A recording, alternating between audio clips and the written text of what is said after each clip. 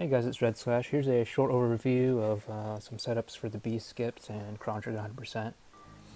So after you get Save Anywhere and you transition into the room, you want to start holding Run and mash your menu button, my menu button's A, to make a save right here in the door.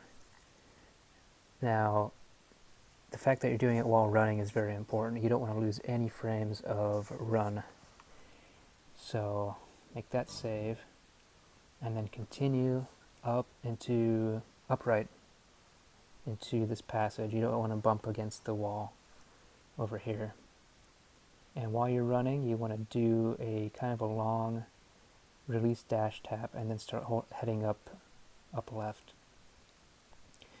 And when you practice this, you don't want to try menuing here. You want to see how far you get. I'm using these vines as a cue. How far you get into the wall here. So we did that to make sure our release speed was good. Once we have that down, we can start attempting it. So do the same thing. The earliest you can make menu for save here is when Chrono is on 2E. So it's when he has to be touching the vines at least. So whenever you do make these saves, even if you're fairly sure you got it, you want to go ahead and get out of your menu and start mashing menu again. And just make sure you just try to get a little bit more distance. Even if you're pretty sure you got it, it's always good to continue those attempts. Alright, for the second part, we want to start out by holding up left until you get to the very left side here. And this is a straight wall, and then you can go run straight up. I'm running up only, and I'm bumping off of these walls. You kind of bump off two of them. So here you're pushed right, this is as far as you're going to push right, and then you can transition to holding upright.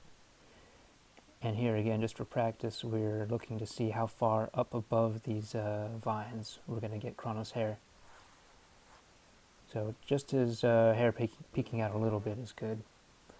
And I believe that was 1C is what we're looking for.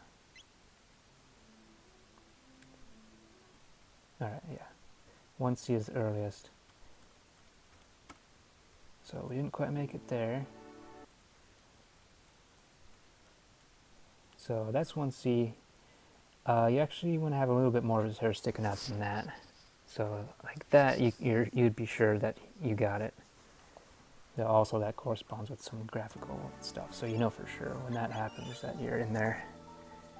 Alright, reset again, and now we're ready for the third and final part.